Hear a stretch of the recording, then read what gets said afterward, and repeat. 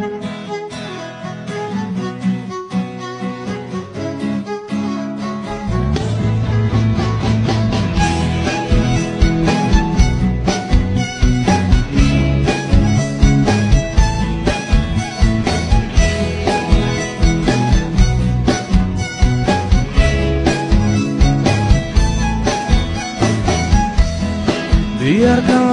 diri ini untuk mencoba mendekatimu, mendekati indahnya dirimu, dirimu yang hadir di mimpiku.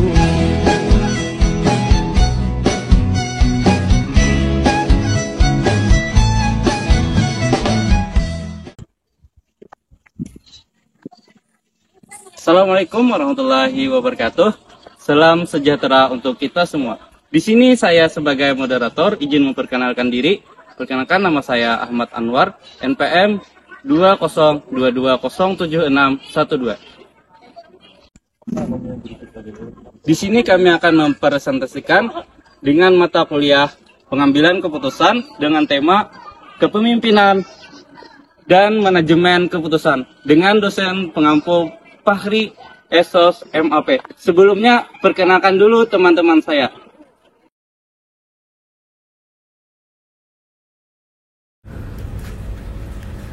Hai, perkenalkan nama saya Ariana, NPM 2022207617. Perkenalkan, nama saya Elsasari, NPM 2020207621. Perkenalkan, nama saya Fahri Jarapike, NPM 20220762. Perkenalkan, nama saya Adi Harisai, NPM 2022077624. Perkenalkan, nama saya Husni Tamrin dengan NPM 2022076228. Perkenalkan, nama saya Jahratul Habibah, NPM 2022076229. Halo, perkenalkan, nama saya Nurlaili Anheti dengan NPM 2022076650. Terima kasih. Perkenalkan, nama saya Nadia, NPM 2022076646. Perkenalkan, nama saya Sri Mulyana, NPM 22076666. Kepemimpinan adalah proses di mana seseorang atau sekelompok orang memberikan arahan, pengaruh, dan motivasi kepada orang lain untuk mencapai tujuan tertentu. Ini melibatkan kemampuan untuk menginspirasi, memotivasi, dan memandu orang lain, serta kemampuan untuk mengelola dan mengkoordinasikan sumber daya secara efektif. Kepemimpinan tidak hanya tentang otoritas dan kekuasaan, tetapi juga tentang membangun hubungan yang kuat, memfasilitasi kolaborasi, dan membimbing individu atau tim menuju keunggulan dan kesuksesan bersama. Kepemimpinan juga melibatkan kemampuan untuk mengambil keputusan yang tepat dalam situasi yang kompleks, menunjukkan integritas dan etika yang tinggi, serta memiliki kemampuan untuk berkomunikasi dengan jelas dan efektif. Seorang pemimpin harus mampu memahami kebutuhan dan kepentingan anggota timnya, serta memotivasi mereka untuk berkinerja secara optimal. Selain itu, pemimpin juga mencakup kemampuan untuk mengatasi tantangan dan mengelola konflik, serta memiliki visi jangka panjang yang dapat menginspirasi dan membimbing organisasi atau kelompok menuju kesuksesan jangka panjang. Baik, di sini saya akan menjelaskan pemimpin dan kepemimpinan. Pemimpin adalah individu yang memiliki kemampuan untuk memimpin, mengarahkan, dan mempengaruhi orang lain dalam mencapai tujuan tertentu. Mereka mengambil tanggung jawab atas keputusan dan arah yang diambil oleh sebuah kelompok atau organisasi. Sementara kepemimpinan adalah kualitas atau kemampuan yang dimiliki seseorang untuk memimpin dengan efektif, menginspirasi dan memotivasi orang lain untuk menuju tujuan bersama. Ciri-ciri pemimpin. Pemimpin yang ideal tergambarkan dalam ciri-ciri berikut ini. Yang pertama, memiliki kompetensi yang sesuai dengan zamannya.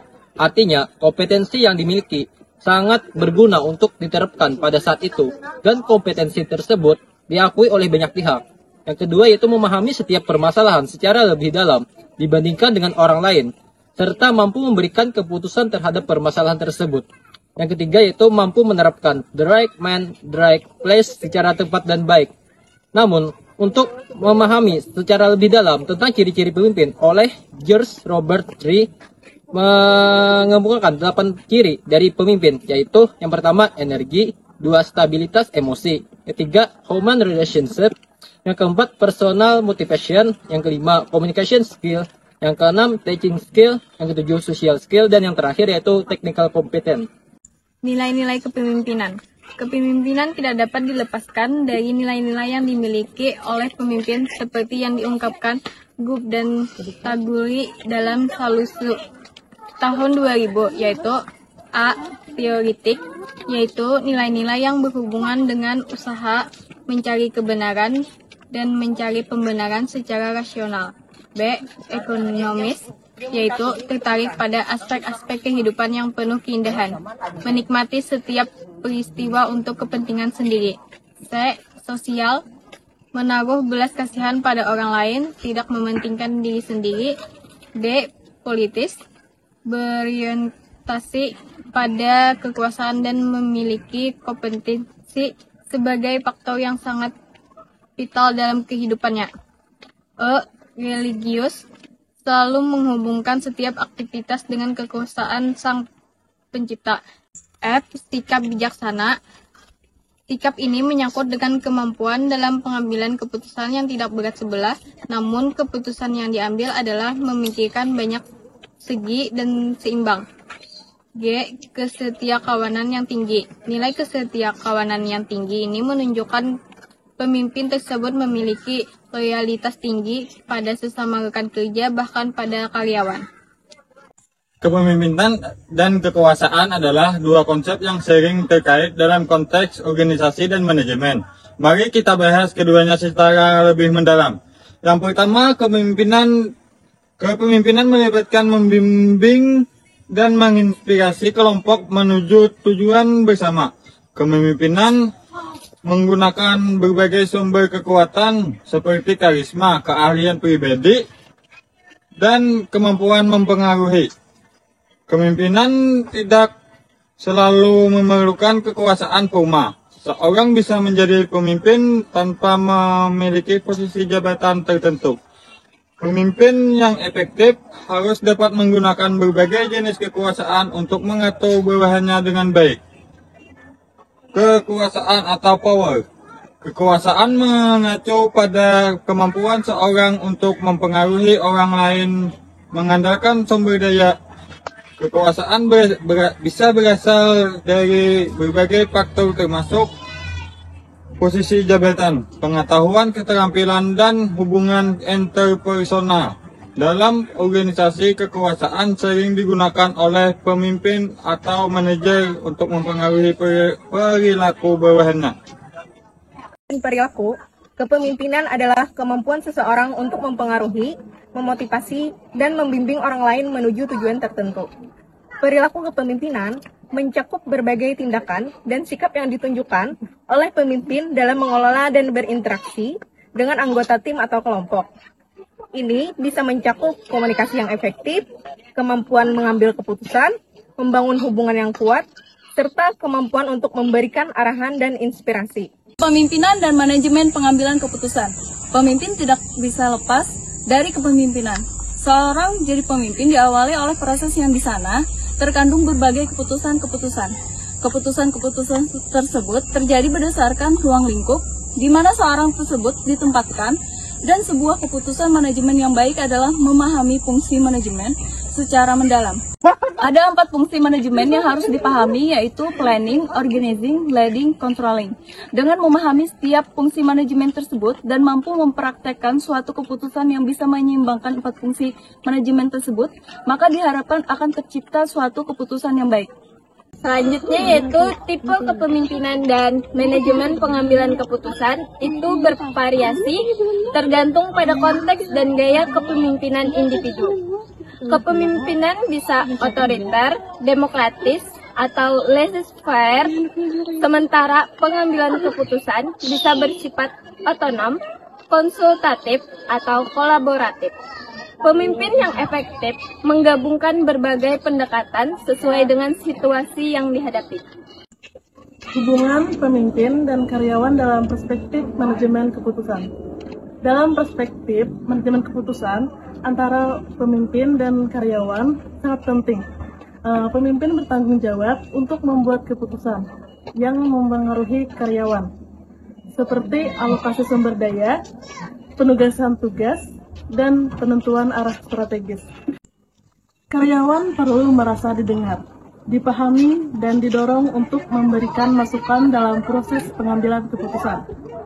Komunikasi terbuka dan saling pengertian antara pemimpin dan karyawan adalah kunci dalam menciptakan lingkungan kerja yang produktif dan berdaya saing. Solusi dalam menyelesaikan masalah dalam bidang kepemimpinan. Ada beberapa solusi secara umum yang dapat diterapkan dalam menyelesaikan masalah utama yang dalam kepemimpinan, yaitu A. Menabung dan menghilangkan semangat kemalasan di kalangan para karyawan, karena dengan memiliki karyawan yang rajin, memungkinkan pemimpin untuk organisasi mencapai tujuan yang sama. B. Bagi para pemimpin agar selalu upgrade pada ilmu yang dimiliki dengan tujuan agar perkembangan ilmu yang terjadi di setiap waktu dapat terus diterapkan. C. Pemimpin yang bijaksana adalah pemimpin yang memiliki jiwa temperamen yang rendah. Seseorang pemimpin yang memiliki jiwa temperamen yang tinggi cenderung sulit untuk bisa memimpin dengan baik, karena memimpin suatu organisasi haruslah dilakukan secara tenang dan sabar. D. Pemimpin yang dimiliki adalah pemimpin yang jauh dari korupsi, kolusi, dan nepotisme atau yang disingkat dengan KKN. Bagi pihak perusahaan sangat menjadi penting untuk menempatkan pemimpin yang memiliki jiwa dan semangat anti KKN. Karena jika seseorang pemimpin anti KKN diharapkan clan organization atau yang berasal dari semuanya dapat terwujud. Pemimpin yang dapat dipilih adalah yang memiliki jiwa dan semangat, tidak mabuk atau terlalu cinta pada kekuasaan. Pemimpin yang cinta pada kekuasaan cenderung akan bersikap otoriter dalam memimpin.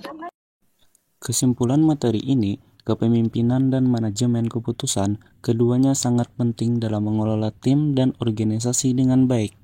Kepemimpinan melibatkan menginspirasi, memotivasi, dan memimpin orang-orang. Sementara manajemen keputusan melibatkan proses pengambilan keputusan yang rasional dan efektif untuk mencapai tujuan. Keduanya saling melengkapi untuk mencapai kesuksesan organisasi yang berkelanjutan. Ya, itulah tadi video penjelasan dari kami. Semoga materi pada yang kami sampaikan bermanfaat untuk kita semua. Salah hilaf mohon maaf. Saya sebagai moderator pamit undur diri. Wassalamualaikum warahmatullahi wabarakatuh.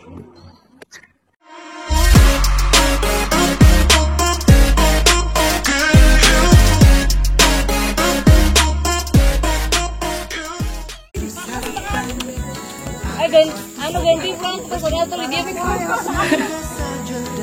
Ada. Kawanan yang tinggi. Nilai kawanan yang tinggi ini menunjukkan pemimpin tersebut memiliki loyalitas tinggi. Anak bawa gunung sor di situ.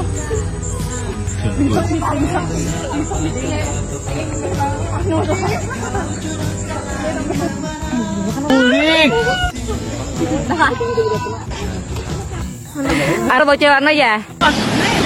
Ketiga, Oman relationship. Keempat, personal motivation. Kelima, communication skill. Yang keenam, writing skill, visual skill, dan yang terakhir yaitu technical competence.